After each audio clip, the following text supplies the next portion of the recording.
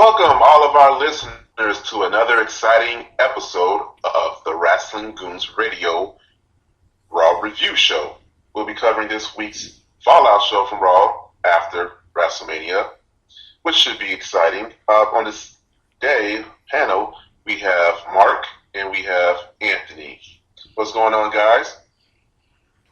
Not much. Had a great weekend of wrestling and a great Monday Night Raw. Oh, yeah, that was an excellent Monday Night Raw. To start things off on that Monday Night Raw, we hear Brock Lesnar's music hit. You would think it's Paul Heyman and maybe a casual Brock Lesnar, but no, it's Brock Lesnar in ring attire coming to the stage. Heyman lays down his promo, which he's always great at. Says he wants his rematch, not at SummerSlam, not at the pay-per-view, any other pay-per-view or Extreme Rules. He wants it tonight, which basically we thought that, we was going to get a Brock Lesnar or see Brock Lesnar at SummerSlam, but we don't. So this could possibly be the first time in 10 years we see Brock Lesnar wrestle on Raw in like 10 years. Mark, your thoughts on this challenge? What was your reaction when you first seen Brock Lesnar come out in his ring attire? I thought, holy crap, we're going to see Brock Lesnar for the first time on a Monday Night Raw actually wrestle. And I thought that he was going to get his hands on that slimy, wormy Seth Rollins, and it was going to be a magical night. Yeah, I was just taken away. Like, I literally had goosebumps. Like, really, like, oh my gosh, we're going to get an incredible match. And the crowd was all behind it, too. I mean, the crowd wanted that match to happen. Yeah, they did. Anthony, your reaction to Brock coming out? When this night started, by the end of this first segment, I was convinced that we were going to have a monumental night of Raw that was going to be impeccable, because I was convinced that either one or two things were going to happen. Either we were going to have a straight-up rematch between Brock Lesnar and Seth Rollins that would have been a match for the ages, or Roman Reigns was going to find a way to make it a triple threat and put himself in a title match. Either way, I was convinced that we were going to have a title match on Monday Night Raw, and I was stoked. By the first 15 or 20 minutes, you could not have sold me any better. That's all I'm going to say about it now, because I was disappointed later on. Yeah, we'll get into that later. There was a big letdown. Anthony, let me ask you this too. Do you think Paul controlled us, especially the IWC, because we all assumed that Brock Lesnar is only going to compete during the 4 main pay-per-views when he said he wasn't going to issue his rematch at SummerSlam or any other pay-per-view. He was going to do it tonight. You think Paul trolled us? Absolutely, that's what Paul Heyman does. His job is to sell. He made us. We all watched for the whole entire first hour and a half thinking that we were going to get a title match, so that's exactly what he did. I would have saved the beatdown for much later in the show. Again, we'll get to that later on, because, yeah, I thought the time was terrible, but yeah, he definitely trolled us, for sure. Mark, how you feel about Paul trolling us? I'm okay with it, because it did get the excitement going in the first hour and the first 15 minutes. You were just ready for that beatdown that Seth Rollins was going to get. And maybe even Heyman threw his card out by saying some other pay-per-views that weren't the top 4, that maybe we're going to get to see Brock Lesnar at those pay-per-views as well. So maybe he has a few more days in his contract this time around. Yeah. We'll see, but like I said before, we'll get into that later. Next up, we have an exciting match between Daniel Bryan and Dolph Ziggler for the IC title match, which at WrestleMania was a great match, ladder match, rather. I thought I could have continued on, though, but this match here was totally awesome. It was a wonderful performance. The only thing I disagreed with or didn't like was the ending of the headbutts once again. Mark, your thoughts on this performance right here? These two started out the night putting on a wrestling clinic. It was great back and forth, chain wrestling, mat wrestling, high flyer moves. I do have to agree, the headbutts are all right in my opinion. Whenever they're actually one and then the other, and then one and then the other. But whenever they start going at it at the same time, you can tell that they're hitting each other's shoulders. Which, I mean, I guess it still does damage to the shoulder or whatnot, but it's not as sellable as, well, I'm going to rear back and hit you as hard as I can on the head, and then you're going to rear back and hit me as hard as you can on the head. But I thought the match overall was a wonderful match. It got a standing ovation from the crowd. Everyone was behind it. It was a split crowd, actually. It was, let's go Daniel Bryan, let's go Dolph Ziggler. So both of these guys are way, way over. Yeah, the headbutts were kind of like not that great because, like you said, it was like more so hitting the shoulders and the head. Because I'm pretty sure if you get headbutt like that, you're going to be laid out completely. Anthony, your thoughts on this wonderful performance and the headbutts? The match is great. What I don't understand is kind of what I elaborated on the WrestleMania podcast is why would you put your best match first? Like, I don't understand the booking logic behind that because how do you follow that match? That's a great match. And anything that you have on the card after that can't be better in the ring than what they done. But the match itself is great. The headbutts, I hated it. I hated it at WrestleMania, and I hated it at Raw. I get the point of it. It's just, you're telling a story about I can do anything you can do, and we're both going to match each other, but at least make contact, make me believe that you're knocking each other out, even if you got to really knock each other out to do it. Yeah, but I can't. That's all I can say bad about it were the headbutts. The match isn't as good as it can get. They could wrestle 7 days a week, and I would watch it 7 days a week. Yeah, I just want to throw in that if they would have put this match as the main event, I think that the entire night would have been epic. I agree with you. This right here could have been the savior of the whole show because we'll get into later though, but Raw started off really, really great and it started to go way down in the third hour. But surely we all can agree that we'd love to see another match between these two for however long.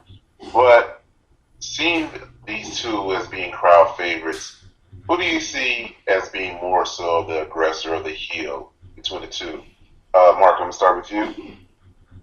I really don't know, to be honest, who I would rather see.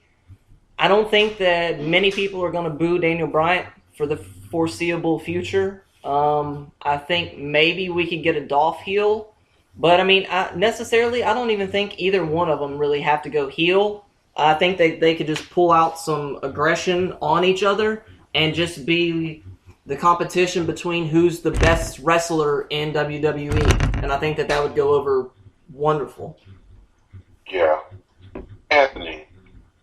I'm going to agree with everything Mark said, pretty much. I don't really have anything to add. I think that Dolph would be the heel and they went heel, but I don't think they're going to go that route. It's just going to be, I'm better than you are type thing, and we're going to push the limits to see if we can outdo each other. Yeah, it really doesn't matter who's a heel or whatever. They both can be face because now I feel like we really don't have to see matches where it's a face taking on a heel or, we can see two heels go at it. We can see two faces go at it. Why not? That was another thing I wanted to get into is I think that we are far beyond the days of somebody being a clear-cut face and a clear-cut heel. Like, I don't think that exists anymore. I really don't. Yeah. Before we move on, I have to make mention of this, of your guy, both you guys, the return of Sheamus. No, that's not. Do we really have to? Yeah, we got to, because he has a new look. He came back and he took out your boy, Dolph Ziggler and Daniel Bryan. I mean, yeah. What in the hell is going on in his face? What, like, who? Mark, anybody? Too many lemons. Too many lemons. Oh, God. I don't know. Okay, so when he came out there, I'm like, okay, Sheamus is here. He's finally here after all these thousand promos, and I'm like, oh, okay, he has a new look. Then the crowd saying you look stupid. I'm like, he does look kind of stupid though. But what's new? But you know what? I can like this new look because it makes him more heelish. Even though he looks like Zanga from Street Fighter or a World of Warcraft dwarf or something, but you know what? I'm okay with his new look. Yeah, the crowd with the "you look stupid" chants, he was a complete and utter heel, which is always the best Sheamus that we'll ever see is a heel Sheamus. He played up the crowd with the ear. He was like, come on, you can't get louder than that? Come on. I look stupid? All right. Yeah, I'm gonna give him that much. He played to the crowd, which is what a heel should do. He's got to make the heel roll work. Attacking Daniel Bryan is the way to do it. But I'm not going to talk about Sheamus any further than power reviews. Well, I think it's been confirmed that this week on SmackDown there'll be a tag team between Dolph Ziggler and Daniel Bryan against Bad News Barrett and Sheamus. Yes. So I don't know. Maybe these four will be in the title picture for the IC. We'll just have to wait and see. I'm pretty sure. All right, fella. Next up, there's a mention of John Cena issuing an open challenge early on the show that we'll get into later. A glimpse of the Hall of Fame. Guys, did you watch the Hall of Fame ceremony? Nope. No, Mark? I haven't watched it yet, no. I saw some I guess highlights. I was the only one that watched it. My thoughts on it is that I thought it was a great ceremony. It was great storytelling. If you guys just miss out on the Hall of Fame ceremony because it's not important to you guys, man, I have to tell you that you're missing out on a lot of great storytelling. It is great to see those guys tell everything that's went on in their careers. Also, let me ask you this. In the Hall of Fame ceremony, do you think it's okay to break kayfabe or not? Yeah, absolutely. I don't think that's the place for sticking to your character at all. That's the place where you can just be you, tell your story personally. Yeah, I agree with you because it's going to be quite interesting whenever Undertaker goes in and he just be himself. I don't think he will. I think he's going to be Undertaker. Oh, yeah, you think so? Yeah, I do. I think it'll be a mixture. Like he'll be talking as Mark Calloway, but he's gonna do it in the Undertaker tone. I can see that the mixture going on though, but I think it's more. I'm looking more so forward to seeing him go to the Hall of Fame because I really want to see or hear what he has to say in, I guess, his regular self or not.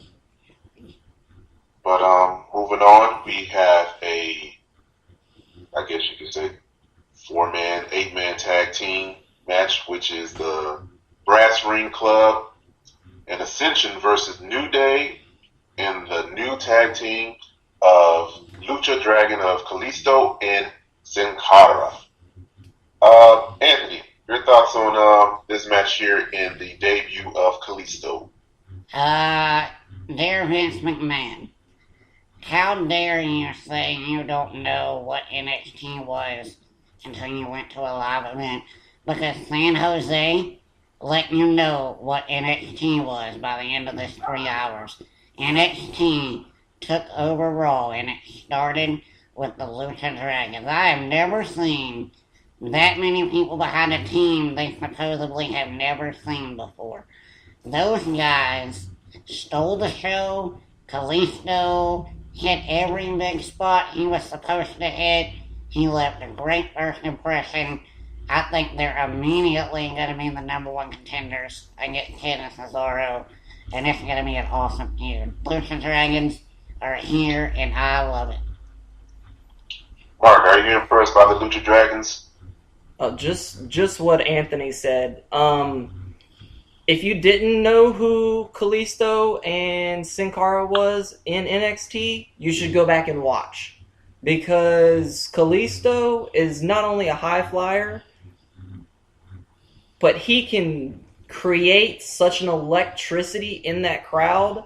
And the crowd from San Jose kept it up at a notch that I doubt that we've seen a tag team get that kind of response in probably quite a few years. Now, what I love, though, and that I want to add, you said it was an 8-man tag. A lot of us forgot that because while the crowd was as behind Lucha Dragons as they could be, the other half of their tag team, the New Day, got a, and I quote, are you ready? New Day sucks. New Day sucks. That is awesome. I want that as my new ringtone on my cell phone. I want it as my alarm clock. Thank you, San Jose, because that's great. And as far as Big E on Twitter this week, by the way, Wrestling Goons Radio, at Goons Radio, if you want to give us a follow. Cheap plug. Big E on Twitter all week long has done a horrible job of trying to stay babyface with these promos. It's not going to work. You guys suck. You need to go heel, or else you're going to be on Superstars for the rest of your life. Wow. Yeah, the Lucha Dragons impressed me. Brass Ring Club always impressed me. Like you said before, I didn't even know New Day was in this match because they were just, I don't know what they were, but I just know I was just focused on Lucha Dragon. They were awesome. Mark, let me ask you this. What did this mean for the tag team division? Do you think it's getting better now or pretty much the same? A year ago, the tag team division wasn't anything, really. So obviously it's getting a lot better. And I think that the Lucha Dragons will actually be able to get the Ascension over, to be honest. I think that those two teams together, they've fought in NXT and they had a great match for the tag team titles. I think that they can get the Ascension over. If the Ascension just absolutely destroys the Lucha Dragons, I think that they could easily go over as a heel. But like Anthony said, the Lucha Dragons are probably going to be facing the Brass Ring Club, and that's going to lead to some epic matches between Cesaro, Kid, Kalisto, and Sin Cara. I think that they could wrestle for at least 20 minutes and put on an amazing, amazing match. Yeah. Anthony, your thoughts on the tag team division now? I mean, I wouldn't call it better just because one team is great. They got electricity. I think we have a new feud, so that's great. But, yeah, I'm not going to go promote the tag division yet just because one team has lit it up. So, we got two great teams right now. I'll leave it at that. Yeah, that's true. Does anybody feel that Kalisto could have a great singles career, or they just me? I'm just thankful to the wrestling gods above that whoever had the idea that they were going to bring him up without a mask as a gay hairdresser, like that they scrapped that completely. Thank you, Jesus. He does. I don't like Sin Cara with him, to be honest with you. I think I brought this up the other day that, Hunico needs to be Hunico. He's awesome as Hunico. He can't cut a promo as Sin Cara because Sin Cara can't talk. If you just let this guy be who he is, he can be a great heel to use. But, hopefully they're going to go that route. Hopefully when Sin Cara and Kalisto break up, Sin Cara pulls off the mask and says, screw this, I'm not doing this anymore. That'd be awesome. But we'll see. Yeah, I like Kalisto on his own. I actually like Sin Cara now, not Botch Cara, but Hunico Sin Cara. Mark, do you like Kalisto being the singles, or he's okay being the tag? I say don't put him as a singles, especially yet. I mean, they had the NXT run as a tag team. I mean, why would you keep breaking up tag teams? That's just going to make your tag team division even worse. Like, you need tag teams to come in order for, once they do actually break up, you can make stars. So, I mean, coming in straight off the bat, no, never put him as a singles competitor. But do you think he could work as a single competitor? Oh, yeah, eventually I think that he could work as a singles competitor. I think that he'd be way over the top face, a great high flyer, could put on wonderful matches with Dolph Ziggler, Daniel Bryan. I mean, he can wrestle. If I were going to bring back a cruiserweight division, he would be a guy I would build it around. Yeah. All right, moving on to the next segment. We see Heyman tells Brock Lesnar that Seth Rollins has arrived. Honestly, what was your reaction in that moment? Like, Seth Rollins is in the building, Brock is in the building, this match is going to happen. Your thoughts in that moment, Anthony? 3 words. It's go time. Yeah. Mark, Here comes the pain. reaction. That's What my was that? 3 words. My 3 words are here comes the pain. Oh, whatever. Absolutely. 4. It's okay. Yeah. So later on, not too long afterwards, we see Brock and Rollins out. And then Rollins goes outside the ring, gives an excuse that he has jet lag and wasn't going to fight tonight. Which was a big mistake, because a pissed off Lesnar tries to attack him, but he gets away. Instead, he attacks J&J and flips over the announce table, injuring JBL and Booker T, also giving poor Michael Cole, the F5, where his shoe is just shooting out of his foot. Yeah. Then he's about to F5 the cameraman. Stephanie comes out later, tries to plead with him not to do it. He's a civilian. He F5 the cameraman. And basically, Stephanie later suspends him and fines him. Anthony, your reaction to this whole ordeal? Alright, and this is where the show goes to caca, okay? This is where it started off great, because I love the move Rollins did. I love it when a heel does that. You want some of me, you think we're gonna... Not tonight. I loved it. It was awesome. I like how he escaped. Like you said, it was bad for Rollins. No, it was good for Rollins. Rollins escaped. Everybody else paid the price. That didn't pay nothing. But as for what happened next, JBL legitimately had to have surgery from the table they got thrown over on top of him.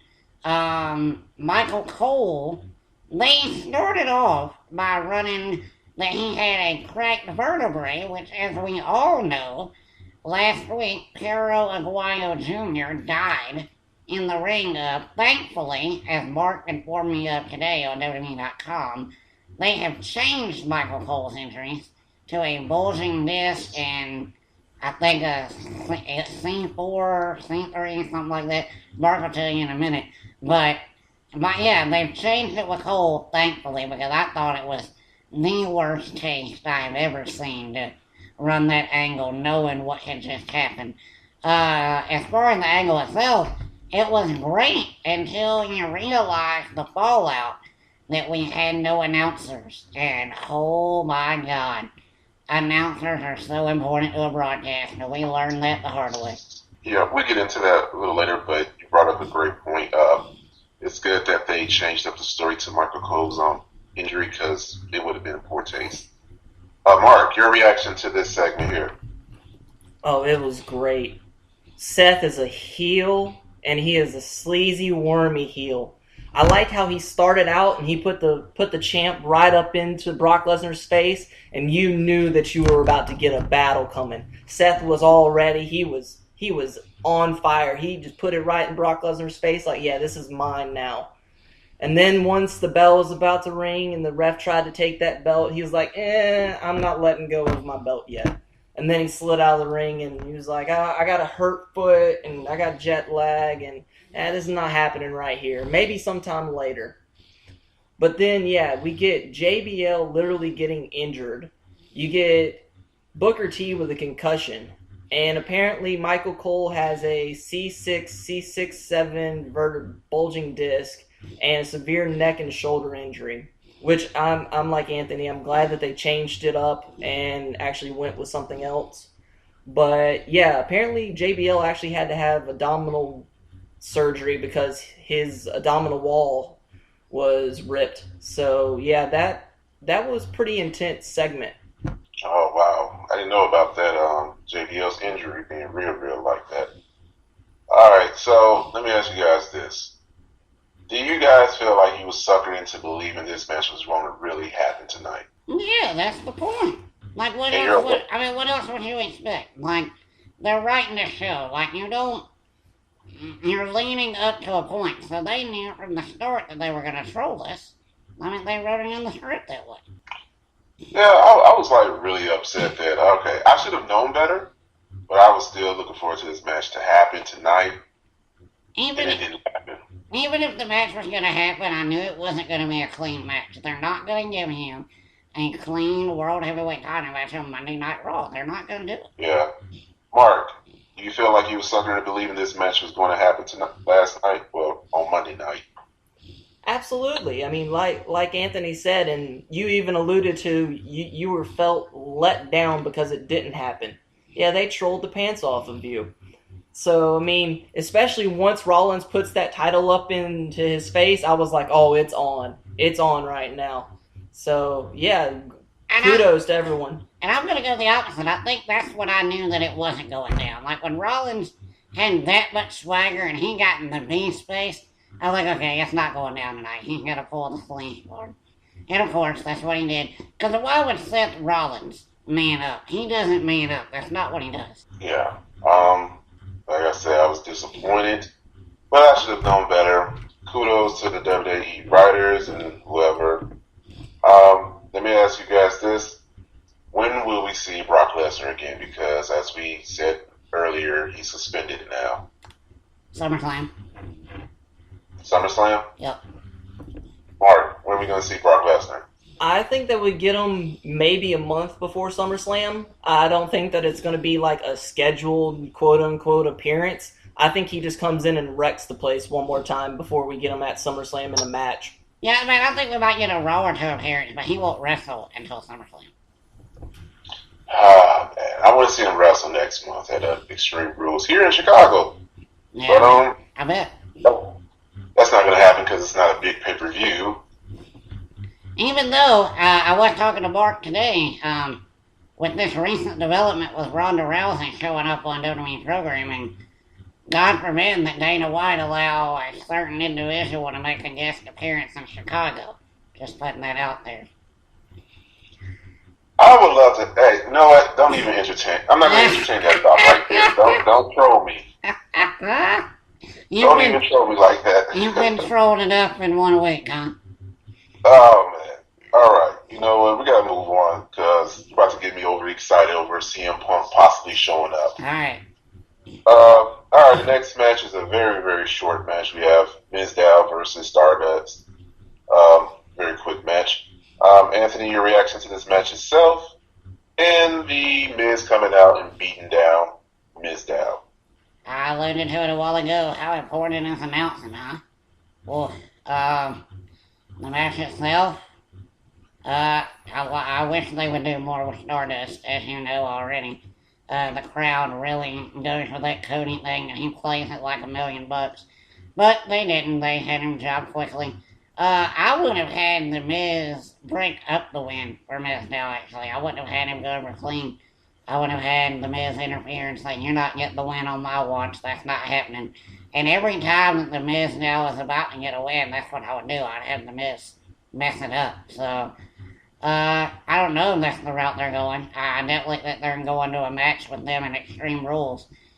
But yeah, it told a story, I guess. It told a better story than Byron Saxton did.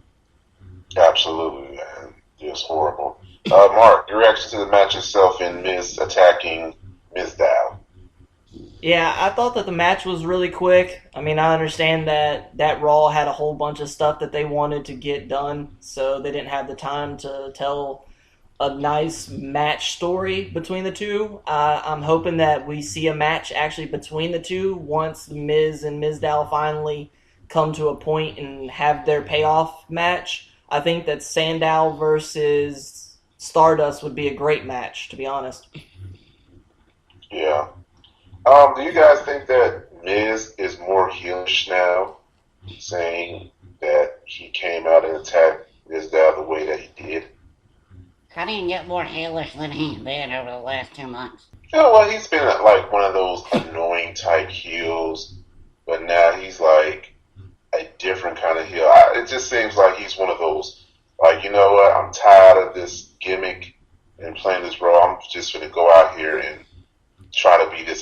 ultimate heel and just hurt Yeah, Mizdow. it almost disappoints me because you realize that's the final chapter. Like, once that guy has no leverage left and he has to just turn into the fighter, like The Miz is doing, then that's when the bad guy is about to lose for good. So, we're definitely at the end of this feud, which sucks, but I'm enjoying the crap out of the whole 6 or 7 months of it. Yeah, me too. Mark, your thoughts on Miz being a little more heelish? The Miz is a very, very underrated heel. He's been able to change and still be a heel so many times, it's not even funny. He is very much one of the most underrated heels that WWE has. And yeah, like Anthony alluded to, it's coming to a head between him and the Mizdow, and I think that we're about to get over. And hopefully we see some more heel Miz against maybe someone else. Maybe the Miz can put someone else over the top. Yeah, maybe he recruits another stunt double. But who's going to be the stunt double? Tyler Breeze. No, please, no. I can see that happening, but it'd be kind of weird. Fandango. I can see Oh Fandango. my gosh. No, Fandango needs something. Exactly. Anything. Zack Ryder. Yeah, Zack Ryder. If anybody could be a stunt double. I can see this being like a revolving door or something where every so often someone becomes his personal assistant and he just fires them. That'd be a perfect role for Zack Ryder and getting back on TV as The Miz saying, "Where were you at before I hired you? What are you doing in life?" That'd be perfect. I mean, he could get so many people over, it's not even funny. Yeah. Hey, hold on. Alright, so before we move on, Anthony, give me your thoughts on Saxon's one-man announcing. Yeah, I touched on it earlier. I'm a big Byron guy. I like him when he's playing out with other people. I hope they never let him run a one-man show again. Ever. It totally lost me for the rest of the episode. Honestly, I faded out from this moment on. I mean, I watched the episode, but I watched it. I wasn't invested in it. Yeah, like you mentioned earlier, you kind of appreciate guys like Cole and Booker T and all of them being there. It almost reminded me of when the King had his heart attack and Cole had to take over shortly. But at least Cole did his thing and we understood, even if it sucked or not, we understood the extent of it. Mark, your thoughts on Saxon's one-man commentary? I love Byron Saxton. I think he's great. But at that moment in time, he showed absolutely no emotion and didn't really make me want to invest my emotion into it, which is what the announce team has to do in order to get the audience that's watching it on television to really invest, is they have to show emotion. When someone gets injured or does a great spot, they have to show that emotion. And I think maybe it was the fact that the announcers really were injured that had him shook up. I'm not really certain, but he didn't really have much emotion into it. Yeah. Isn't he the host of SmackDown's team? He's not the host. He's the one of the color commentators. Oh, okay. Yeah. All right, cool. All right, moving on. I gotta tell you guys this. He's back. Axel Mania. He gives a promo that he says it took 29 guys to eliminate him at WrestleMania. Then we get the debut of Neville. Not Adrian Neville, but Neville. Mark, were you impressed by Neville's debut? Oh, absolutely. He is wow, he can go. He is a little spark plug. I'm glad they didn't do the whole Mighty Mouse thing, although I think they may have alluded to something about it, and he had a cape on, but the man that gravity forgot, yeah, he is going to be a force to reckon with in the WWE. Anthony, were you impressed by Neville's debut? I'm glad that they left the man that gravity forgot, because that is an awesome moniker to follow by. The Red Arrow is one of the best finishers in wrestling. Why the hell does nobody feel like we can't have a first and last name? What is wrong with Adrian Neville? Yeah, that was kind of weird. Now I don't mean Neville. Like the first name works.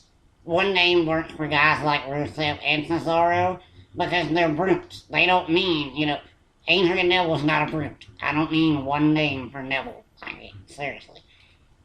Since you mentioned it now, it's like I totally forgot what Cesaro's first name was Antonio. before they dropped it. Antonio. Oh yeah, Antonio. Yeah, I guess it works for Cesaro now, but Neville's it was kind of like, oh, so they're just gonna drop his first name. That's crazy. Mark, what you think about them dropping Adrian from his name? Isn't Neville a character on Harry Potter? Like, I'm just saying, like, that's what my mind went to first. So, I mean, the Adrian actually separates him from that, which I think that they need the two names for him. Like, I mean, John Cena has two names. I mean, what the crap? Yeah, but John Cena. I mean, that almost worries me more because, I mean, are they going to call Owens?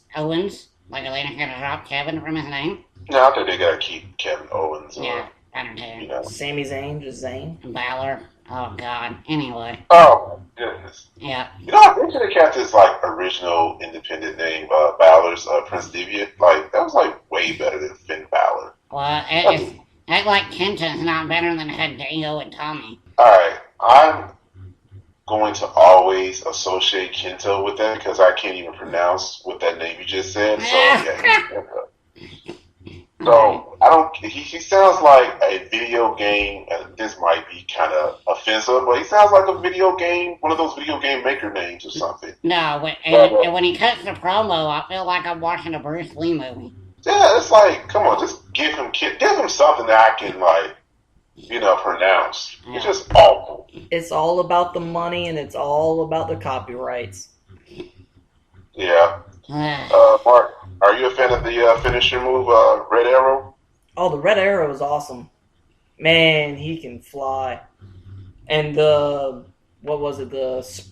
springboard, like, backflips that he does and everything. Yeah, he's quick. I haven't even saw the best yet either. Wait till you see him do all the splits that he does. It's insane. Yeah. So is this going to be gimmicky? Because I know they, like you said earlier, they dubbed him the man that gravity forgot. I mean... Well, you got to understand, I know you didn't watch a lot of his indie work, but that's what he's been always. So they actually took his ending moniker and kept it with him. Yeah. Yeah, and don't make any... Yeah, Mark? He can mat wrestle, too. So, I mean, don't let that whole he's a high flyer get to you, because the man can mat wrestle. Very, very well. I like the nickname, though. I think the man that gravity forgot is an awesome, awesome catchphrase. And I think he'll sell tons of t-shirts. Yeah. Absolutely, yeah. Any thoughts on the video package that they showed earlier? Because I really thought they were showing Seth Rollins at first. I thought that they were setting him up for like a couple of weeks from now. Like I thought that was the first build for his, future debut. I had no idea he was wrestling that night. Yeah. I mean, but the video package was pretty cool, I thought. It was nice. I mean, it was nice slow motion, showing him falling with the Red Arrow. I liked it. So, is anybody excited to see more of Axelmania, possibly at Extreme Rules? Axelmania is what he is now. He's the 5-second jobber. So, yeah, for those 5 seconds, I'm going to love it. Oh, yeah, so you like his gimmick, huh? I love it. I hate that it's only... I wish he got some wins every now and then. I hate that he loses so quickly. Yeah, he's pretty much going to be the new Zack Ryder for a while. Oh, don't say that. Don't insult him that way. I mean, they've been insulting him already, so, I mean, At least he's still on TV. That's true. Alright, Mark. We'll get to who finally came back on TV a little later. Moving on, next segment, we get John Cena coming out to a large crowd of boos and John Cena sucks, which is nothing new. For a moment I thought he was going to leave, which would have been okay with me. He issues his challenge and out comes Dean Ambrose, who is still alive because I don't see how he lived past WrestleMania. It was a great 15-minute match in my opinion. Anthony, your reaction to this challenge and this match all over? You seriously thought John Cena was going to leave when he walked back toward the exit room? I really wanted him to. He's trolling you. That's what he was doing. God, Dan, you got trolled all night long, buddy. Yeah. I know, right? I should just wear a Hey. I'm a dummy sign or something on my head. Hey, you know what? I think it's no secret now because I'm giving so much credit over the last 5 or 6 episodes that John Cena knows how to handle a crowd that is on his side. He really does. As far as the match itself, you know what? I know I'm gonna get a lot of flack for this. I know you didn't agree with me, and Mark didn't either. But if you go back and watch that match, go back and watch it again. And I know everybody, I'm mad about the botched sunset powerbomb. Give me crap about it all you want. Yes, I'm mad about it. What have you? John Cena still out-wrestled Dean Ambrose on Monday night, guys. He really did. John Cena held, not only did he hold his own, he called the match and he carried it. John Cena's working his butt off over the last year and a half.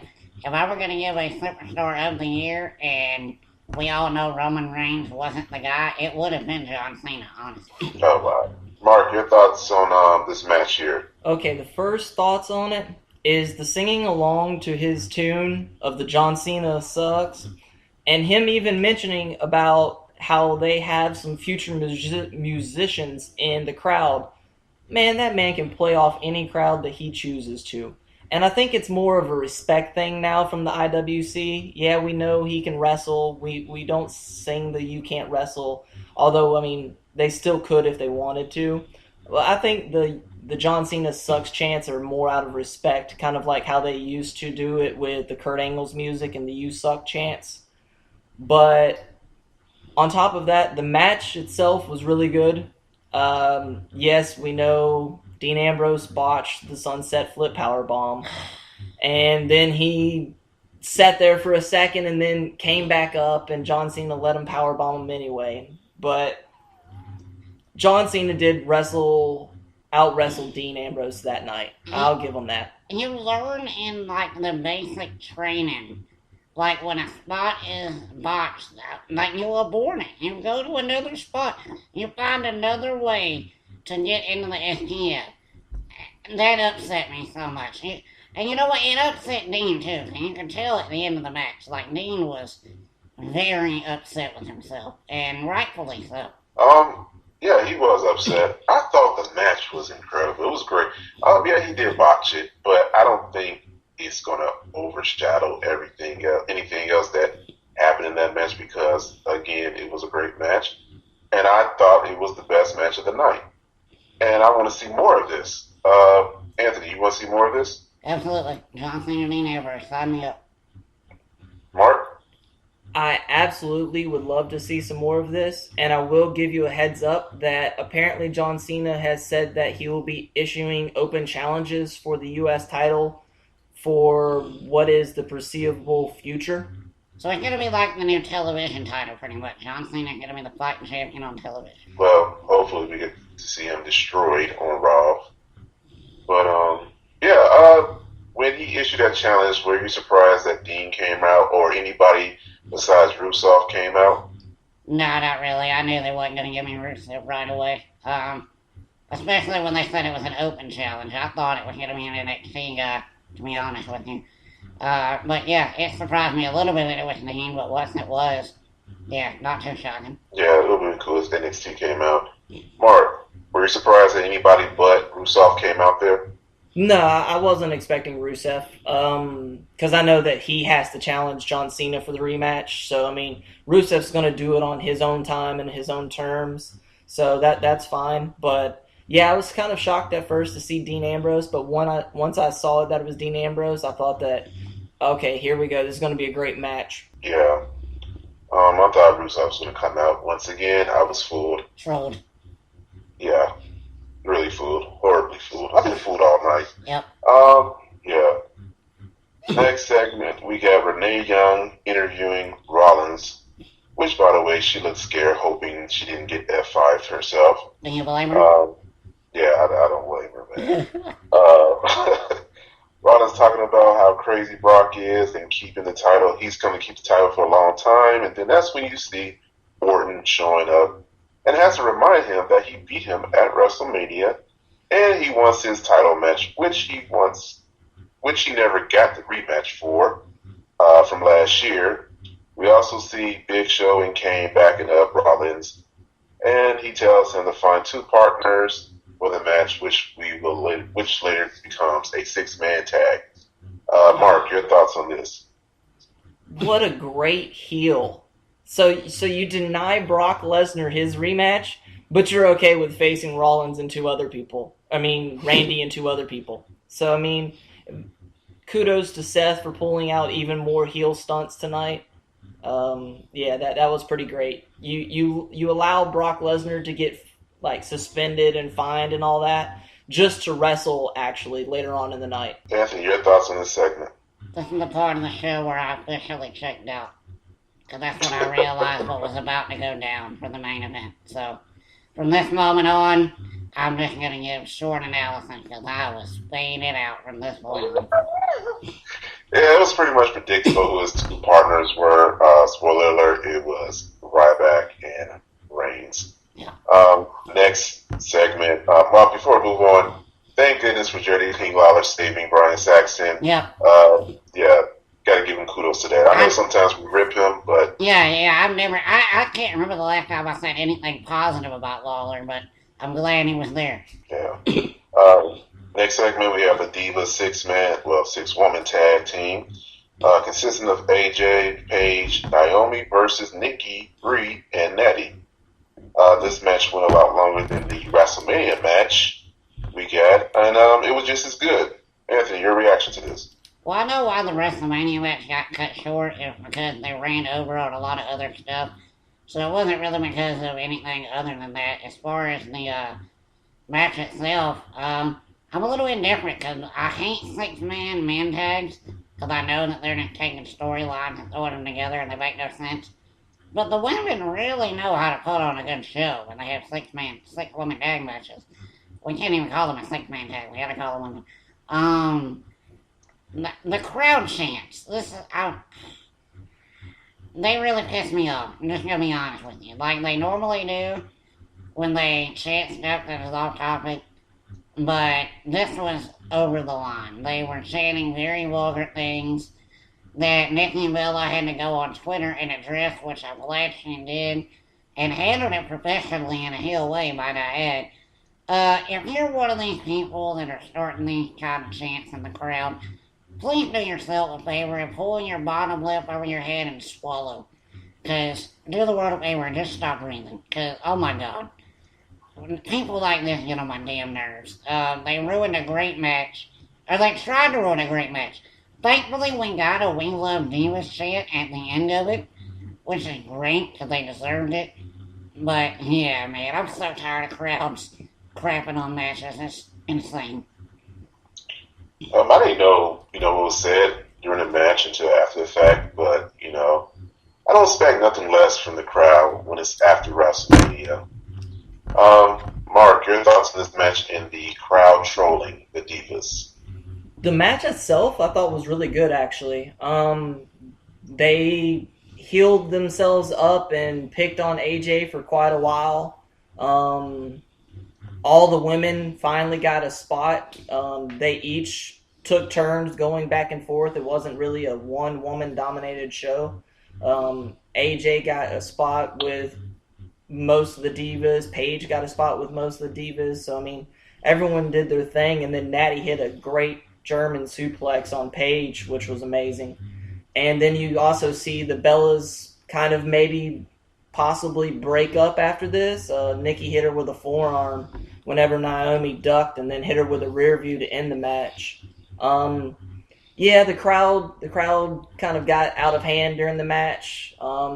They said some vulgar things about the women and their current boyfriends or fiancés and whatnot. But they also said the Let's Go Divas chants, and they had the Let's Go AJ and Let's Go Paige and all that. So thankfully, it, like Anthony said, it didn't ruin a great match, and it didn't last throughout the entire match. But yeah, it's kind of a shame when grown men start chanting those type of things. Yeah, especially when there's kids in the building. Yeah. But give Divas a chance. It's happening. And another thing, can we please stop getting these 6-man tag? Like, it's getting kind of ridiculous. It's kind of almost makes me want them to push for the NWA days of when they used to be the 6-man tag team championship belts. No, I'm okay with the Divas doing it, like I said, but I want the men to stop altogether. I don't even want a title to be a reason to have 6-man tags. I just want them to stop. Well, you make a good point with the Divas because it gives a lot more Divas exposures though than what they are already having. But on the men's side of things, it's like we get like a 6-man tag every single week, and then it's like the main event of it. And like I said, I physically tune out. Like the moment I hear 6-man tag, I'm like, well, I know I'm just gonna turn the channel now because I don't even care. And the thing about it is, we had an 8-man tag earlier in the night. Like, why did the 6-man tag match have to be the main event? Yeah, actually, Dean Ambrose, Cena, or even Daniel Bryan and Dolph Ziggler could have been the main event. Yeah, exactly. Or at least one of them could have shot the show, and then one of them could have ended the show. Yeah, that was my whole problem with this whole book and the whole night was match structure. Like I know, and they put together the show so horribly match-wise. Yeah.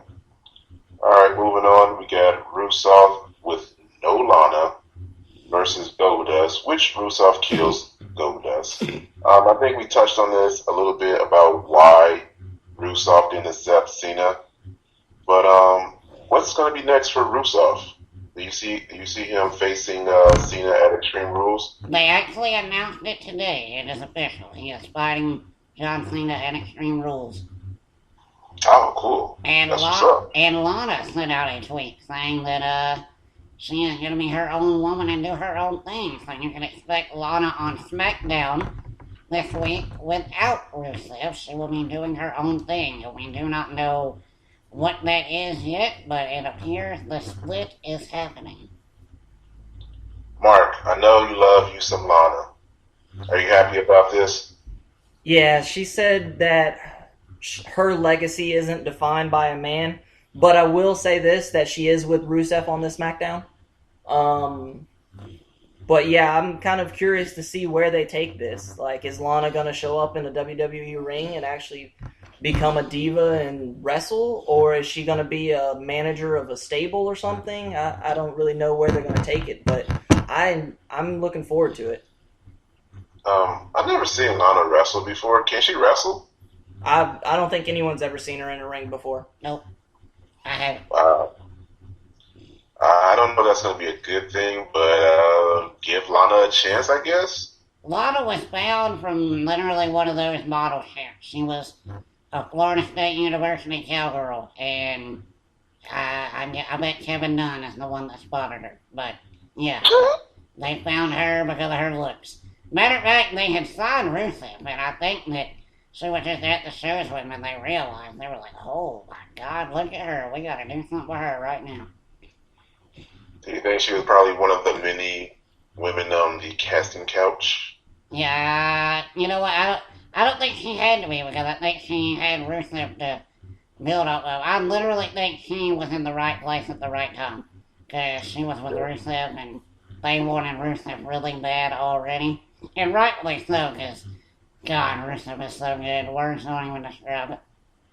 That, and she was an actress in Russia whenever she went over there, too. So, I mean, she already has acting, so it wasn't really much of a stretch to put her on WWE television. Oh, really? She's Russian? Or what is she? No, she's from Florida, but she lived in Russia for quite a while with her family. Yeah, that's where she really met him at, because he is from really Bulgaria, so they're over there all in the same area.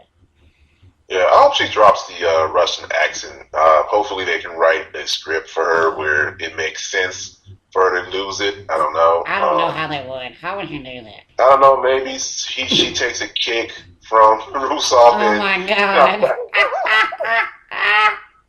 See, all of a sudden has memory loss. Oh God, Dan. Oh, Dan. She was defunct over to Russia when she was little, but now she wants to be an American. I don't know. You can make this into a movie like thing. They can bring back Dr. Shelby to hypnotize her. There you go. Oh, God. Alright. Hey, maybe Dr. Shelby comes back and he can hypnotize Adam Rose into Leo Kruger or something. Hey, you told me to stop trolling you. Don't troll me, dadgummit. Don't you go there. Alright, moving on to the main event. We got the six-man tag of Rollins, Kane, and the Big Slow, aka Big Show, versus Orton, Ryback, and Reigns, which Rollins surprisingly got, well, it shouldn't be a surprise, he got a loud pop, and as usual, Reigns comes out with a loud boo. The match was okay. Guys, Mark, your reaction to this match and the crowd? Man, the crowd really did not want this six-man tag match to go down. They cheered for Kane when he was about to chokeslam Roman Reigns. They cheered for the Big Show when he was about to chokeslam Roman Reigns. Ryback got his pops in, and Randy and Seth got his pops in. And Randy was pretty much ticked off at the crowd because they chanted NXT and Olay and Breeze is better and all kinds of awesome NXT chants, to be honest. Randy Orton was awesome. Randy Orton is hilarious whenever the crowd starts chanting other things. You can physically see the anger in his face. And like he'll start trembling and shaking. And I remember a match he had with Cena on Raw one time where the crowd had totally checked out on him. And he all of a sudden takes over calling the final spot. And they did an awesome, like, 7 finisher reversal spot. And the crowd still booed the crap out of it. Yeah, when the crowd turns on Orton, he can't take it. Like, he is just... I don't know how this babyface run is going to work for him because he is just not meant to be liked by the crowd. He's just not. Can I say one more thing, though? Seth Rollins does know how to take the crowd. Yeah. He gave them the DX chop and kept going. Oh, not only that, when they started chanting CM Punk, he tapped his wrist. Yeah. And then he did the second chop. I was like, oh. And then after that, whenever they said, we are awesome, he's like, no, you're not. This is my show. I run this shit. Wow. You know, I like Seth Rollins more and more because, like I said, when they first debuted as the Shield, I thought he was a little CM Punk. I don't know why, but yeah, the reaction to the crowd and Seth Rollins, that was incredible there. I think wasn't it Monday they was talking about when the Big Show came out, they were saying that you need to retire or just retired or something. Did anybody catch that? Whenever they were doing the breakup of the Shield? No. I'm talking about this past Monday night when Big Show came out. And the crowd was like chanting, "Just retire," or "You Big Show retire," or something. Well, that's the new fan now. You know, all the crowds are chanting that at Big Show. So. Yeah, I love that. I don't. That's disrespectful. All right, so what are you guys' reaction to the wave? Because that was phenomenal. Again, it's just the crowd showing their displeasure in the match. Which I thought it was funny. I'm glad the cameraman followed it because they realized that the crowd was more entertaining than what was happening in the ring. Yeah. Mark, let me ask you this. Is it best for business for the crowd or the fans to get behind Seth Rollins as a face? Oh, that could actually lead into some cool stories. Because, I mean, eventually that means that is he going to break up from the Authority? Does he realize that the WWE Universe is behind him? He no longer needs the person in charge? I mean, it could lead to a bunch of different directions, or that could just make him even more of a heel and just tell the crowd off. Yeah. Anthony, your thoughts on Seth Rollins becoming a face and the crowd just getting behind him? I feel like because the crowd makes things so great that the days of being an extreme face or an extreme heel are over. I think we're just going to have characteristics for each person. Because the crowd isn't going to allow that to happen. Roman Reigns is a prime example. Roman Reigns has done nothing character-wise to make you hate him. Nothing at all. Nothing in his mannerisms, nothing in his words, nothing in his actions. He's the most hated man on the roster. You can't tell an effective story anymore because you don't know how the crowd is going to react to it. So therefore, I really feel like it doesn't matter what role you're in, and they just got to write a story based off of how the crowd is reacting to it. That's what they need to do. Yeah. I'm okay with Rollins being face or heel. I think he's going to be one of the best in the business for years to come. I'm a fan of his now, truly. I think that I want them to use him in a way where they don't use him fundamentally. I want him to use more move sets, use more maneuvers that he used to do in the indie days. Because I want to see more of the Phoenix Splash. Yeah, I think he teased us with the Phoenix Splash on WrestleMania. It didn't happen. But, yeah. Next up, that was pretty much the last match on Raw. But after Raw had went off on the network, we see Sting interview. Talks about his future. When asked what's next for him, he really doesn't know. Anthony, your thoughts? That was an awkward 7 minutes. At first you thought, my whole thought was, okay, Sting on the network after the show. This could only mean one thing. The Undertaker's gonna show up and challenge him for WrestleMania 32. You know, everybody knows that I'm a Bo Dallas fan. I'm the biggest Bo lever out of all the Bo levers. I was so unhappy to see Bo Dallas for that segment. I can't describe my displeasure, because it was pointless. Sting said, and I quote, I don't know what the WWE has in store for me, but if they hand me something, I'll grab it. That's pretty much saying they don't want me around.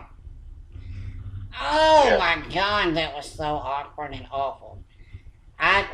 You know what? I don't blame Sting for having all those reservations 14 years ago. Maybe he shouldn't have came. Maybe he should have stayed away. Mark, your reaction to Sting's interview, and do you think that Sting is going to wrestle again, or this is the last we've seen of him? No, he's going to wrestle again. WrestleMania 32, him versus Taker. Apparently, him and Taker had the same locker room and talked extensively about a match happening at 32. So, yeah, of course he's going to wrestle again. He'll probably even show up before Taker will again, to be honest. Oh, I'm sure he will. Yeah. But, okay, yeah, so, go ahead. He kept saying over and over whenever they did the thing with the video game and everything else that he actually will never mention that he wants Taker, or he won't mention that Taker at all, hardly. And I really don't know why, to be honest. I've actually heard him do it 1,000 times in every interview he's ever cut. For WWE? No, not for WWE. Yeah, no. that's what I'm saying. Once he's gotten to WWE, he hasn't mentioned Taker. But anytime he lets somebody else do it, he'll nod his head. Like, yeah. he won't turn away from the fact that that's who he wants. Yeah, but he hasn't mentioned it on because WWE. The crowd has to want it first. But they do want it. The crowd, of course the crowd wants it. Why would they not? I mean, did you not hear the crowd chanting for Taker? Yeah, I heard it. But you know what? Guess who doesn't want this to happen? This guy here. This big old little stinger right here. Me. I don't want it to happen. Why would you not? It doesn't make sense. Why? It does not make sense. What storyline are you going to work with this? I can, Bray Wyatt and Undertaker did not make sense to me, but it made a little bit more sense than Sting and Undertaker. Well, how does Sting and Triple H make any sense? You said what? How does Sting and Triple H make any sense? It made sense because it was like, I don't know. You know what? Since you mentioned it, and after the fact, it didn't make sense. So, yeah, you're right. I think that's kind of my point about Sting's reservations were actually real reservations, because he got here to the WWE and they truly didn't know what to do with him. Yeah, oh my gosh, all right, so I'm happy Sting is in the well, I don't know, but I'm happy he wrestled at WrestleMania. I'm a little disappointed with him losing, but that handshake should have never happened. Yeah, it was terrible. Terrible. Not only that, I'm glad he got his moment, so I can't really say it was bad because he did get his moment, but man, if you could have found any other way to bury somebody, it couldn't have been done more than that. They buried him. Well, yeah, of course they buried him. They buried him at WrestleMania a little bit, and they buried him on the network by sending out Bo Dallas, the return of Bo Dallas. Well, I mean, come on, let's not say that was part of the burial now. That's a little much. But, by the way, Bo Dallas was a little stinger growing up too, so y'all have that in common. No, we will never have anything in common. I'm just saying, he said it in the promo. Did you ever get your face painted too? I never did, but I wanted to. Well, I did, and I'm ashamed to admit it. So I actually try to grow my hair out so I can have spikes and a little ponytail in the back. But yeah, that's as far as I got to being a little stinger. That is embarrassing to tell the Wrestling Dude Radio fan base, but you did it, so kudos. Yeah, I mean, it was like over 20 years ago, so it doesn't matter. Gotcha. So, before we move on, is it me, or does it look like, I know they're brothers, and I know Jason mentioned this last week on the podcast, but he's looking more like Bray Wyatt, and he's looking more sinister than his brother is. Do you think that Bo Dallas is going to, join Bray Wyatt sooner or later? Did you just say he looked more sinister than Bray Wyatt? In a creepy way, yeah. I just think you don't like Bo Dallas. No, I will say this. I've noticed it from the time he got the beard. The cheeks are a lot more rosy red and they're fatter now. He definitely looks like Bray Wyatt's brother, 100%. It's not even, they're almost, before you would have a hard time knowing. You would have to know it already in order to tell. Now you can look at it and tell. Mark, your thoughts on Bo Dallas' new look, I guess? Can we just please keep him and Tyler Breeze together as a tag team? He doesn't need to go with Bray Wyatt. Obviously, the Wyatt family's done for, and that won't ever be rehashed, I don't think. And that's sad in and of itself. You don't need to put Bo Dallas with them, too. Just keep Bo Breeze together, and I'll be all right. The only way I would do it is if Bo was starting to rise, and then I would put him in the Wyatt family because that creates an awesome breakup scenario down the line. I think right now, and this might be an unpopular comment here or opinion, that I think it would help for Bray Wyatt to be put in the Bo Dallas family. Oh my jeez Louise. I'm sorry, but hey, it is what it is. If Bray Wyatt becomes a Bo Lever, I would cancel my WWE network. I would cancel it.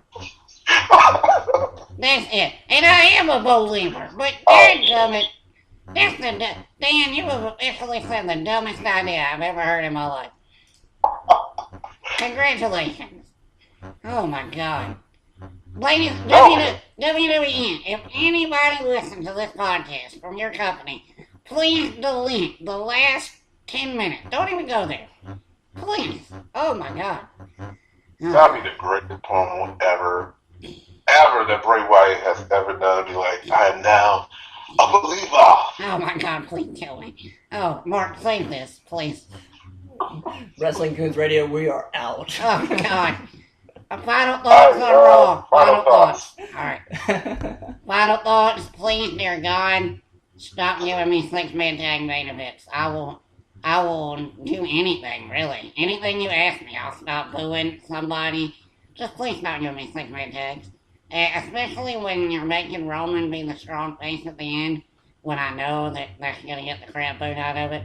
I hate it when a show ends with booing when you don't intend for it to end with booing. If you wrote it that way, hey, guess what, we're going to have the heel go over, it's going to be great. But you didn't write it that way. You wrote it as the face getting the pop, and that's not what happened. So, please stop insulting my television. I give it a B because I would have given an A plus for the first hour and a half, and then it Titanicked. It just sank to the bottom. Mark, your final thoughts in grade. Okay, if you must insist on having a 6-man tag match, like Anthony said, can we not get it booed at the end? I mean, Ryback was over. Could he not have ended it? Or could you just not put it as the main event? I mean, that would have been wonderful. But yeah, I give it a B plus maybe. The majority of the stuff was really great. The ending kind of, besides the crowd chants at the end, I wasn't really impressed with the match itself. Yeah. My final thoughts are, if you want to save Bray Wyatt's career, put him with his brother. If not, then don't make Goldust look like Bray Wyatt, even though they're brothers, but whatever. But overall, my final thought will be, give Enzo Amore a chance. I want to see him on the roster. I want to see him debut. And I give Raw a B+. Well, that's all we have for Wrestling Goons Radio today. You can follow us at Goons Radio on Twitter, Wrestling Goons Radio on Facebook, and at YouTube with the same address. For Dan Tanner, for Anthony Hammett, and for Mark Pitts, we will see you on the flip side.